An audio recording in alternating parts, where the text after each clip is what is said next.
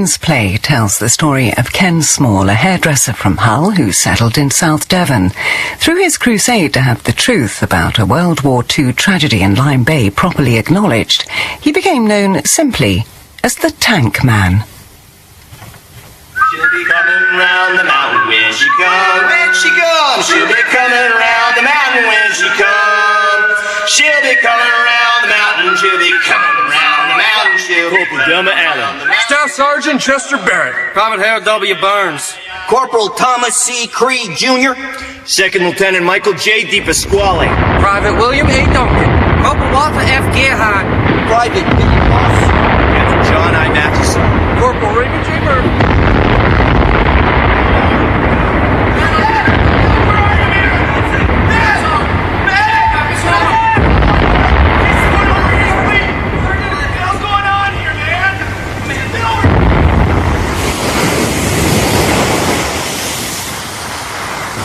Looking back, if I had my time over again, there's nothing I would do differently. The Tank Man by Julia Stoneham. Mid-60s, it must have been, when Ken Small and his family first came to Torcross. From up north they was, holiday makers. Ice creams, buckets and spades, just like hundreds of others. Only different, because a year later, they come back and bought a boarding house, didn't they? That one, above the village, overlooking Slapton Sands. I saw the for sale notice from the beach and knew straight off that I wanted to live there. We had no experience of the tourist trade. Our business in Hull had been a chain of hairdressing salons. But we were up for a challenge, Anne and I. And it didn't take long to decide. An hour with the owner, an hour walking on the sands, and an hour at the bank. Settled in lovely they did, Ken and his wife and his boys. He took to fishing and crabbing and putting out his nets in his crab pots with us locals. Hey, Ken, let's get your pots in. Bit of weather coming by the look of it. So there I was, a happy man, running my guest house, doing all right, fishing, netting, enjoying the life, the years passing easily enough. Then, out of the blue, for no reason anyone could fathom, depression overwhelmed me.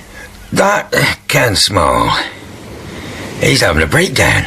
He never. He be? Doctor? Psychiatrist? No. Yeah. Electric shock treatment? Valium? For months, life was hardly worth living. It was tough on Anne and the boys. Everyone tried, family and friends, to help me snap out of it. All right, Ken? You done enough moping around indoors, mate. Let's see if us can find something to amuse us down on the beach. Come on, stir yourself. No, I can't. You're bloody coming, Ken. All right. Oh. I went. He took me beach combing. Said it was therapy. Look here. Ah, a coin. Yeah? And here's another. I was hooked. The therapy began to work, absorbing my attention, keeping my mind off my breakdown.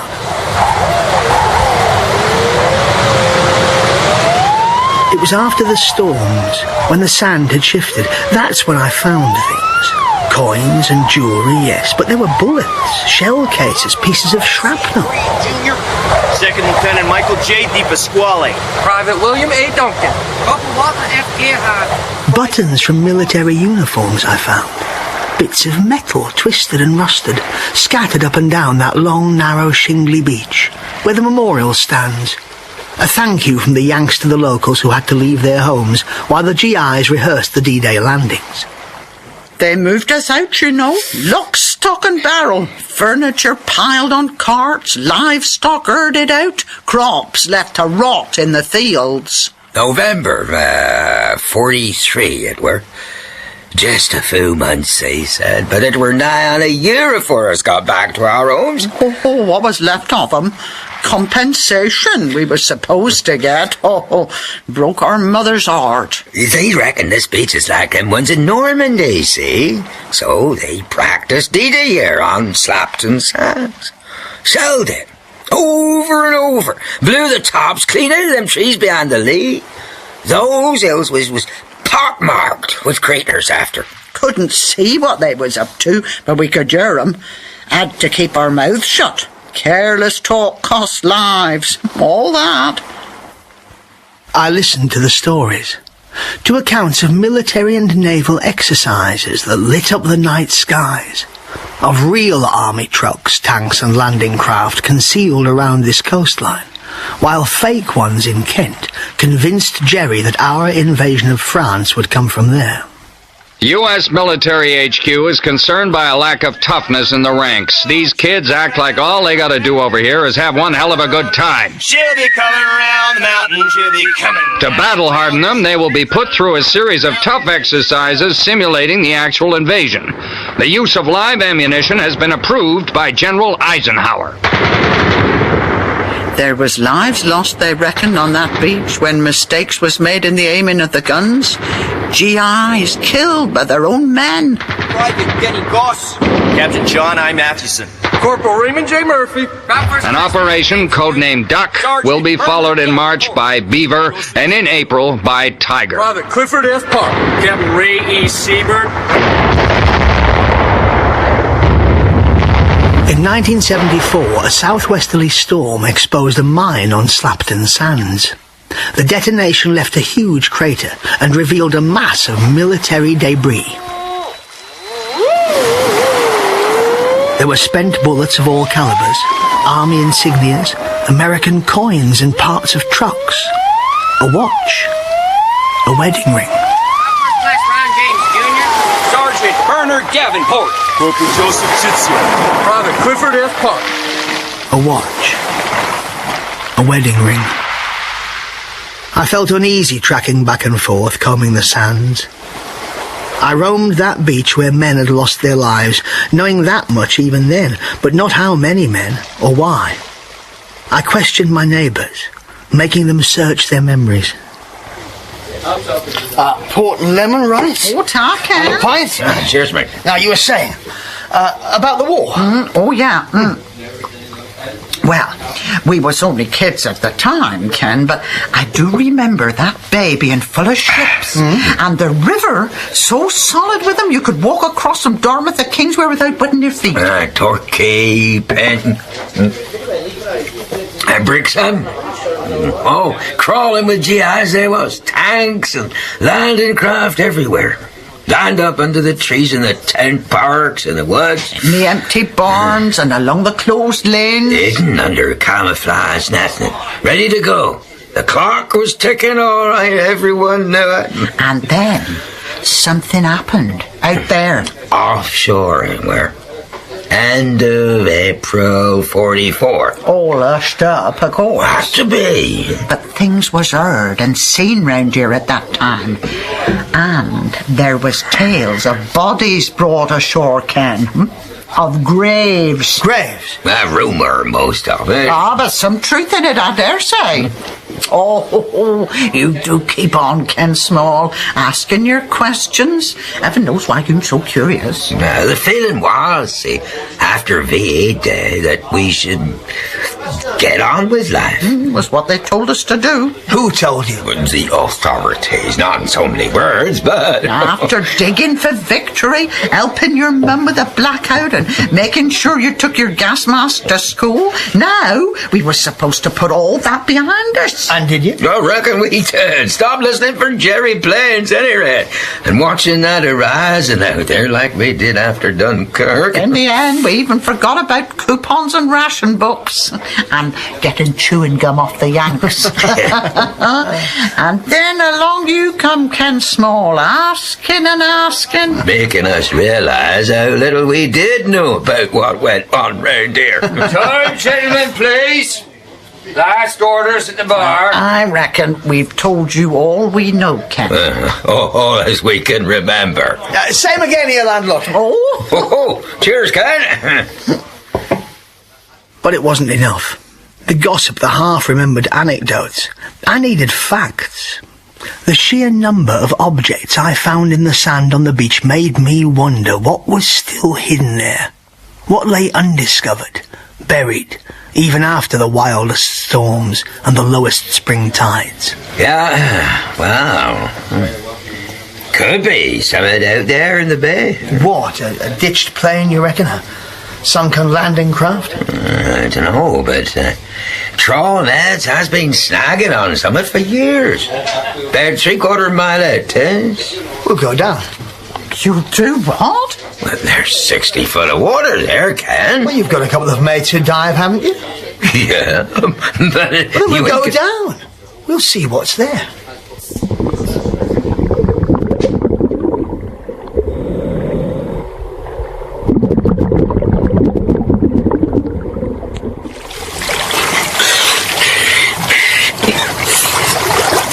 There is something! Covered in nets it is! But it looks like a flipping tank! It was a tank. An American Sherman tank. Intact on the seabed. Its gun barrel pointing towards the shore. And I knew then, even before I discovered the scale of the disaster of April the 27th, 1944, I knew what I was going to do. I was going to recover that tank and make it a memorial to the men who died, training for the D-Day landings. Singing aye, yippee, yippee, singing aye, yippee, singing aye, yippee. It became notorious, Exercise Tiger, but for years what happened was shrouded in secrecy. At the time it had to be. D-Day was approaching. Knowledge of it would have been a gift to Jerry intelligence. But later, when the facts emerged, why was that memorial on Slapton Sands dedicated to the local people who had been forced out of their homes? Where, I asked, and no one could tell me, was a memorial to the victims of those training exercises? Why were the deaths of these men ignored, forgotten? There's something in the paper about Exercise Tiger. Oh, give us a look. After all this time. So, those rumours were true then? About hundreds killed out there and washed ashore? That happened further up the coast from here, in Lime Bay, where the convoy got sunk. Yeah, but they were the lads as was training round here. Now, look. Yeah, it says here what happened.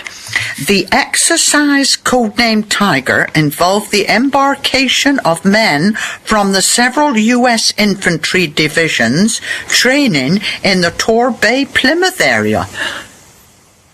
The first 2 days had gone to plan.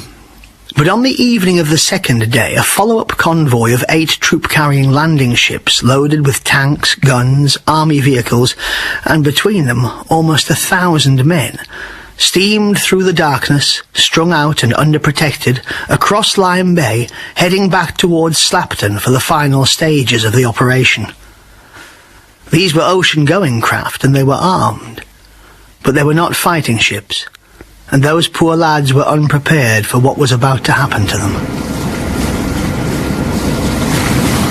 It's part of history now. Just one of those wartime incidents that makes us shudder. Bad luck, incompetence, a knock-on effect resulting in disaster. First off, one of the 2 Royal Naval escort ships stayed in Plymouth for minor repairs, which left a corvette, HMS Azalea, as the convoy's sole protection. Second, radio communication between Azalea and Naval HQ ashore was on a different frequency from the one used by the convoy. That might have been enough, but there was more. Much more. The 9th German E-boat flotilla had left its base at Cherbourg on a routine reconnaissance exercise that night.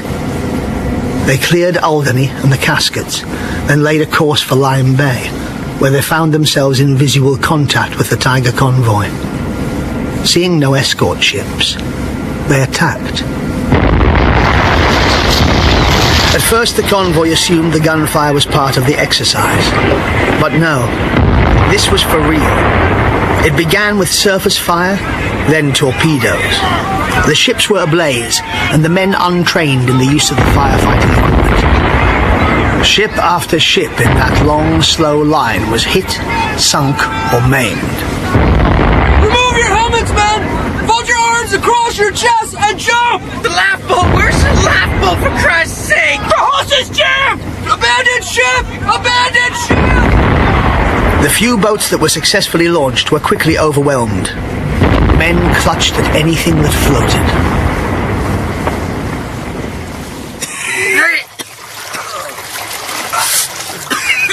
Oh, God.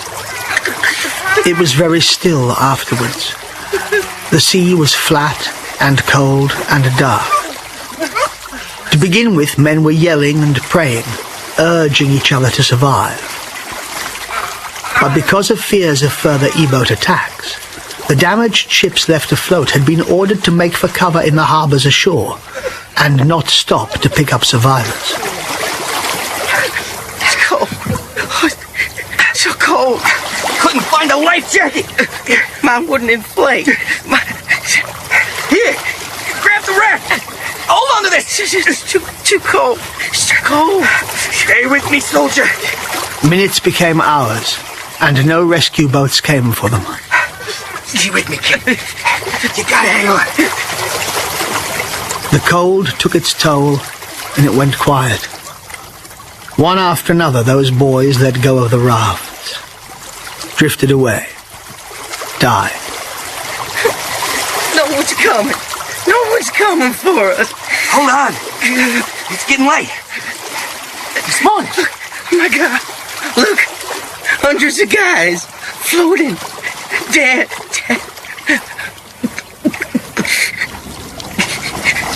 What's... A ship! Jeez! A ship! Hey, buddy, here! Over here! 5 hours they waited for rescue. No wonder so few survived. Those who could still walk were given brandy and wrapped in blankets. They watched as the dead were hauled from the water. All around, bodies floated, rising and falling on a gentle swell. Ensign Walter P. Jackman, USNR. Lieutenant L.H. Levy. Ensign James J. Clark. Private Harry Matler. Lieutenant John Hill, USNR. It was 40 years before the facts were made public. Blame had not been a priority at the time of Exercise Tiger. There were other issues at stake. There was security. Message for 228 Station Hospital, Sherborne, Dorset, April 28, 1944. In less than an hour, you will receive several hundred emergency cases of shock due to immersion, compounded by wounds caused by explosions.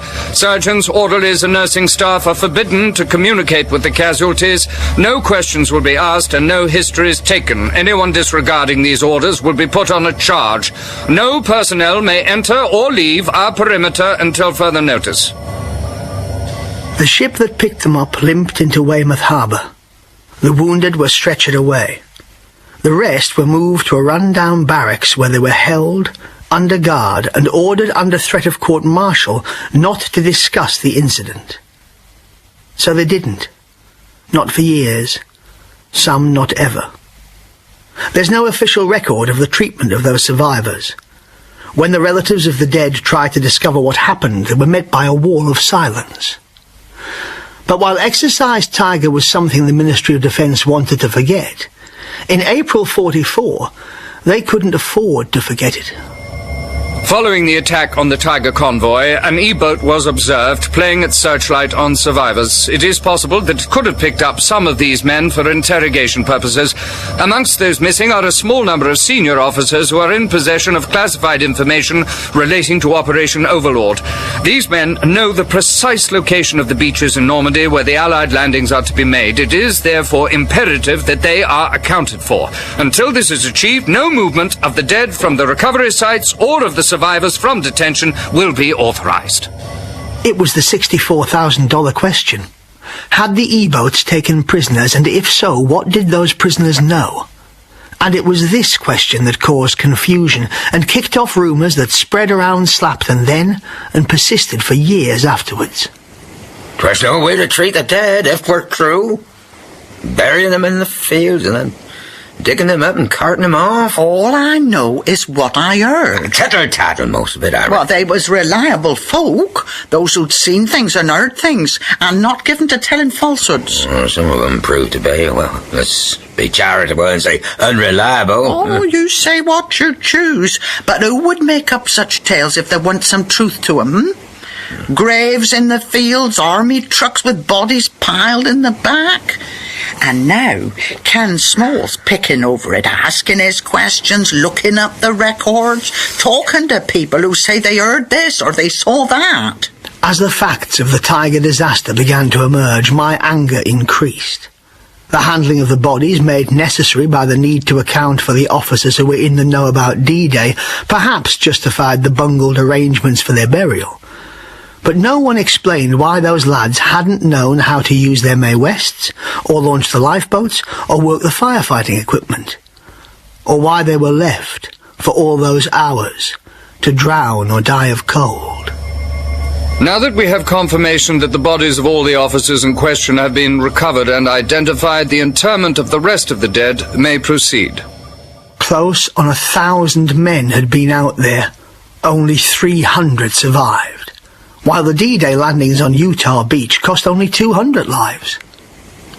Making a proper nuisance of himself, is Ken, if you ask me. If that were all he's doing. Well, what else is he up to? He only wants to buy the tank. What, the one that's underwater?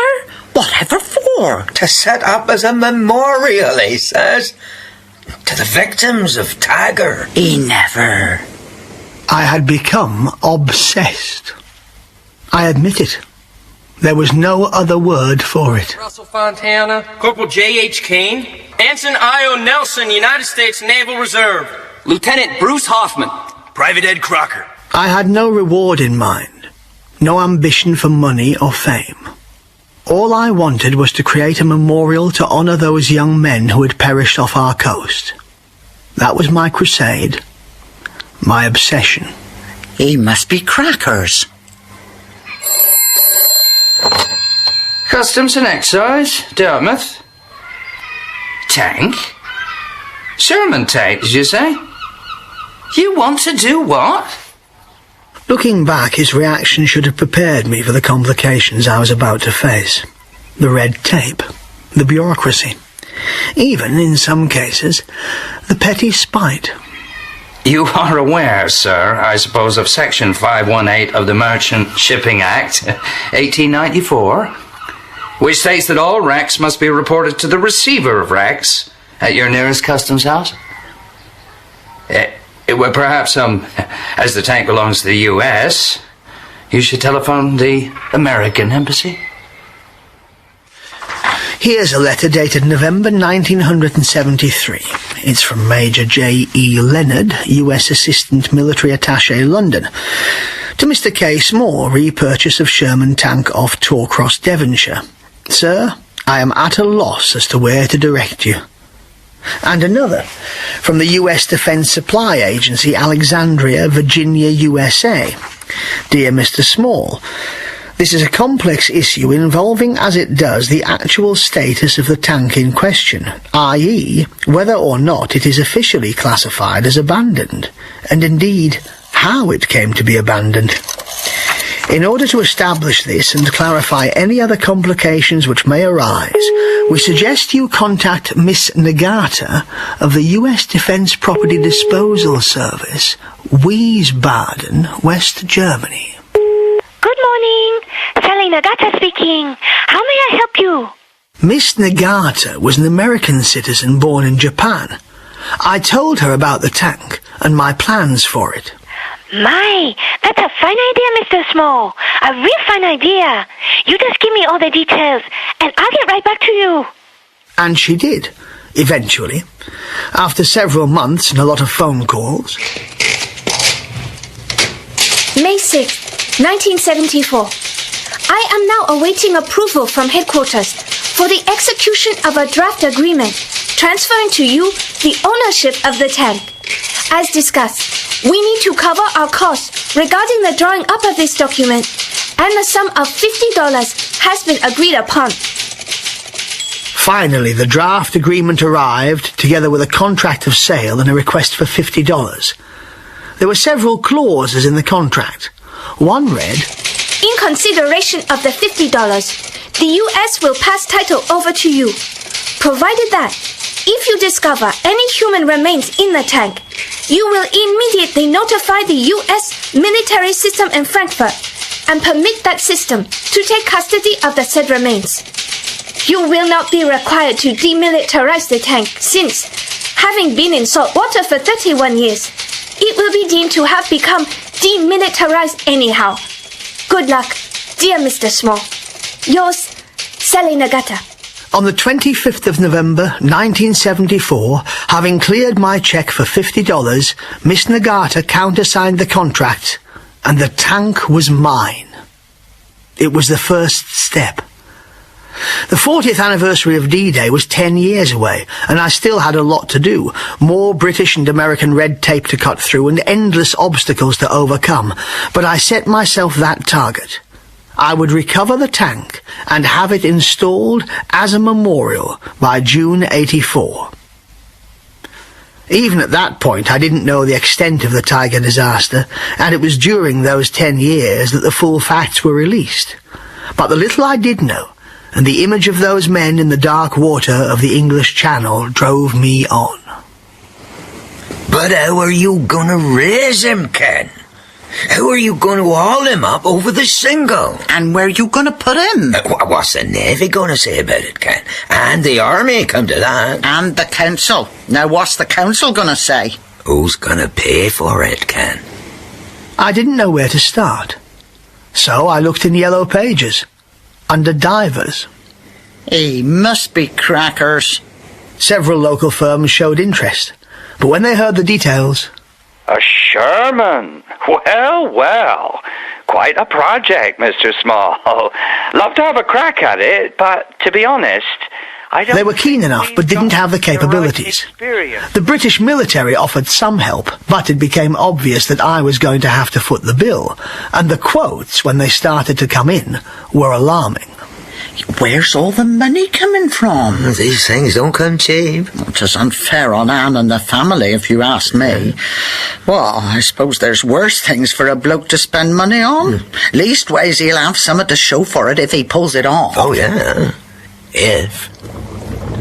Before the tank could be raised, it had to be checked by the Navy for unexploded ammunition and human remains.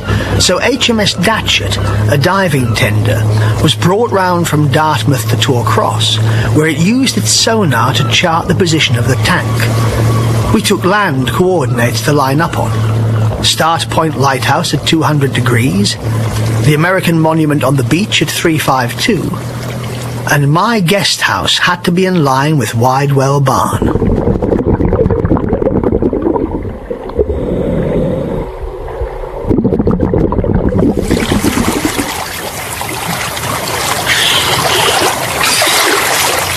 Nothing inside but a load of silt and some conger eels. Bloomin' monsters they are, too! I found myself coordinating the various groups involved in the recovery of my tank. It took my full attention. Well, seems everything and everyone else can take a back seat these days. All he thinks of is that bloomin' tank. Months he's been at it. Won't be long now, he reckons. The old place is even with journalists and photographers. The B&B's is booked solid. Our guest house became a rallying point for the press. Night after night they'd gather in my bar and I'd wine and dine them free of charge. That must be costing him. The divers cleared the nets off the tank, got the silt and the eels out of it, dug channels under the tracks, passed nylon strops under them, attached flotation bags, and began to lift. Then the strops failed under the weight. The bags broke loose and were swept away by the current. So they did it all again and again, reinforcing the strops, strengthening the attachments on the bags, reinflating them with compressed air. 3 days of it. On the fourth night, the usual mob of journos and television reporters was in my bar. From the window, I was keeping an eye on the lights of the salvage vessels. Then, suddenly, they were moving slowly through the darkness. Look! They're bringing her in! Come on! Let's get down to the beach! You guys, get your... They brought my tank, still below the surface, close to the beach. Next day it would be winched ashore.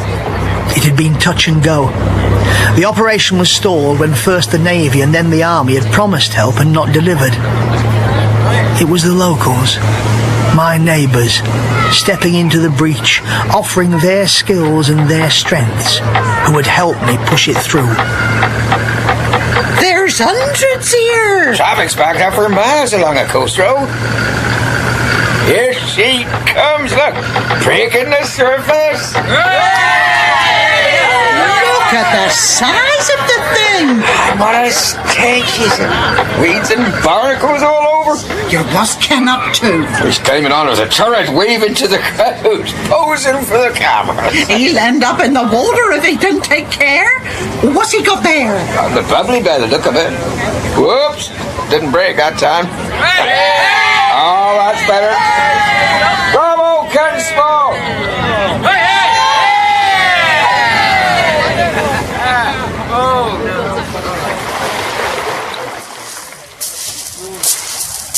Dad!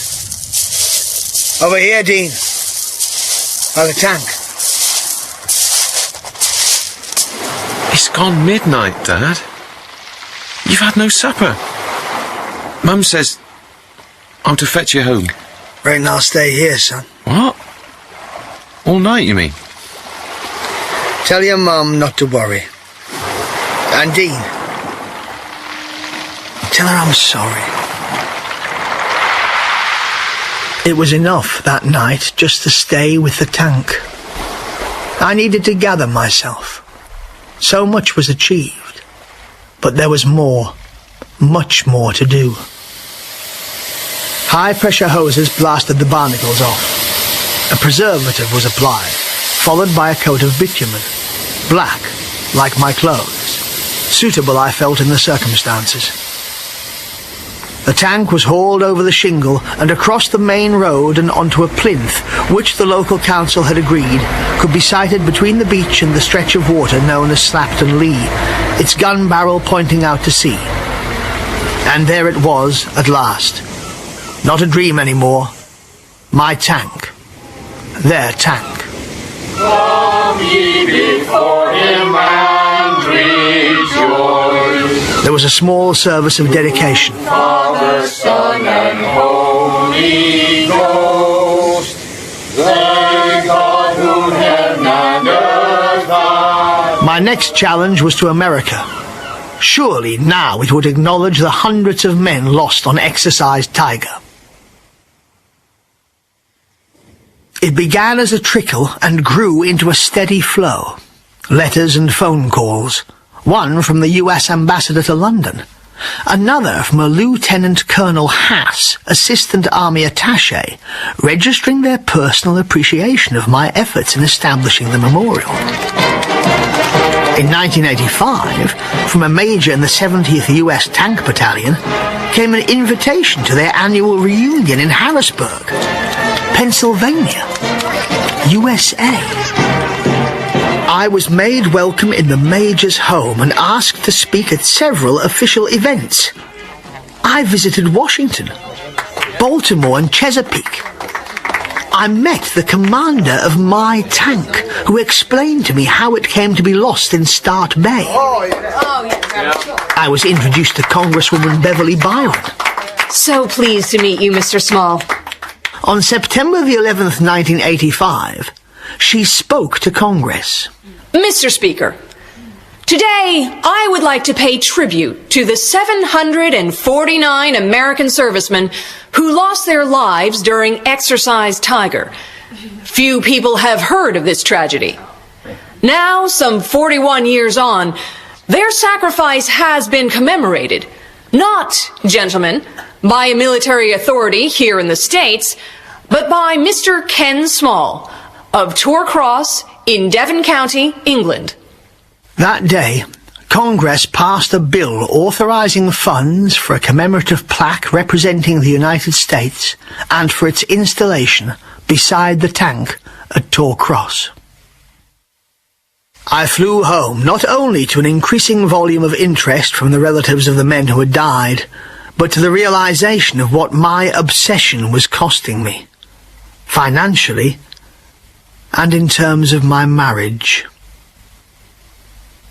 But there was no giving up. I had to press on with the American involvement and with events which would mark the dedication of their plaque, the US sending its own representatives to the ceremony, the British theirs.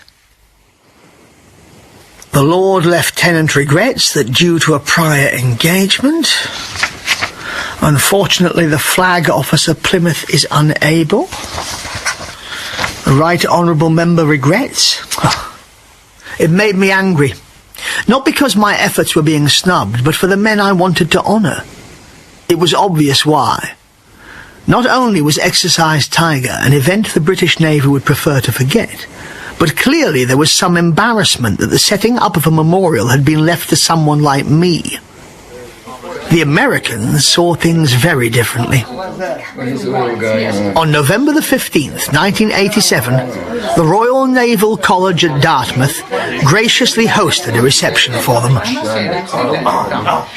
Mr. Small, I have here a decoration with which the U.S. military rewards outstanding service. You, sir, have distinguished yourself in a most unusual way. It is therefore my great pleasure to ask you to accept this medal in appreciation of what you have done. Ladies and gentlemen, I give you Mr. Ken Small. Mr. Small.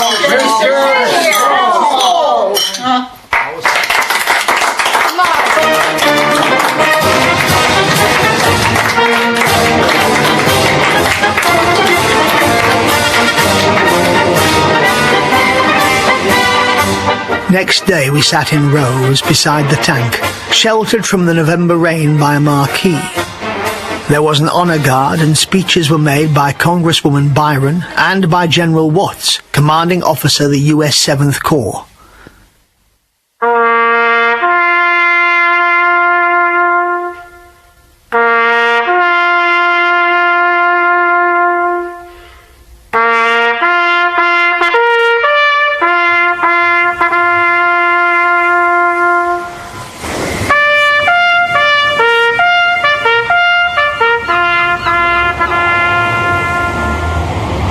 Was, I suppose, what I'd hoped for. Nevertheless, it took me by surprise. People came to see the tank, to read the plaque, to gaze out to sea and shake their heads. Local people whose memories of the war were hazy, children who'd only been told of it asked their parents to bring them to see the tank, and the Americans, the relatives of the men who had died, sisters, mothers, brothers and wives, a few survivors of the Tiger exercise. They flew to England, made their way down to our corner of Devon, found me and told me what it meant to them. It wasn't just the tank. It was the fact that now they understood what had happened. The official silence had been broken, and at last they knew how and why and where their loved ones had died. They came to the tank, and when they got home to America, they wrote to me. Dear Mr. Small, all I knew was that my kid brother had been killed in the European theater of operations. Could have been anywhere, but it wasn't anywhere. It was at Slapton, preparing for D-Day, and it means one hell of a lot to me to have visited that place and seen your memorial. Thank you, Mr. Small. We laid fresh flowers on the tank, Mr. Small. Then each member of our family, all 7 of us, walked down the beach and threw a wreath of roses into the sea. Hundreds of letters I had. One from the White House. On behalf of all Americans, thank you for your kind and generous efforts in helping to establish a memorial at Torcross, England. The tragic loss of lives in April 1944 bitterly reminds us that freedom is not free. Your compassion serves as an inspiration. That one is signed by Ronald Reagan. In 1988, I published my book, an account of the setting up of the memorial. I would sit in my car beside the tank and talk to people answering their questions and selling my book to those who wanted it, raising money for the upkeep of my tank. Always there he is, rain or shine, day after day. Year after year. Dressed in black, with them dark glasses. Famous, Ken is now, in his quiet way. Hundreds of people come, busloads of them, from all over. Good for trade in the village. The tank man, they call him. The tank man.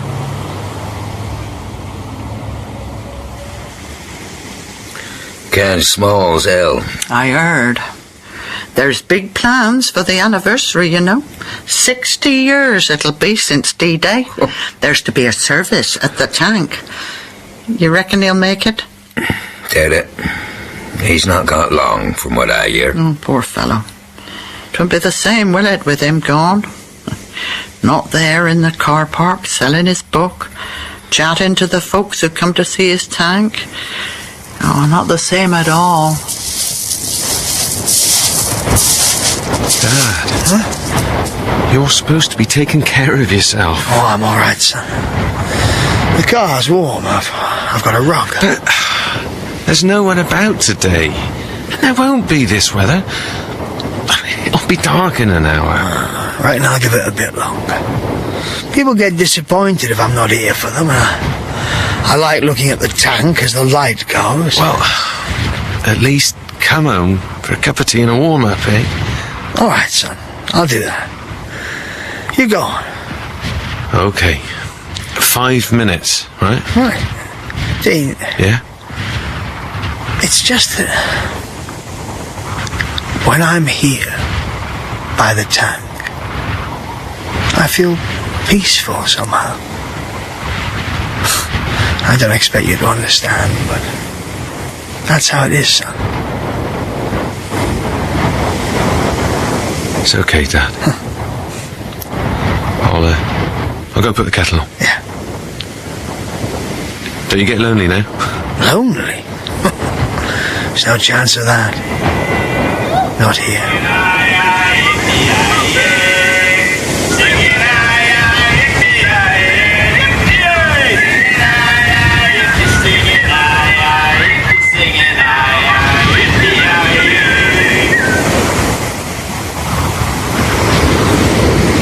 In The Tank Man by Julia Stoneham, Ken Small was played by Sean Prendergast and Dean Small by Mark Meadows. The Devonian man and woman were played by Bill Wallace and Stephanie Cole, and the American serviceman by Martin T. Sherman, Peter Brook, Jacob Gaffney and Stephen Beckingham. All other parts were played by Laurence Bouvard and William Hope, and the play was produced and directed in Bristol by Viv Beebe.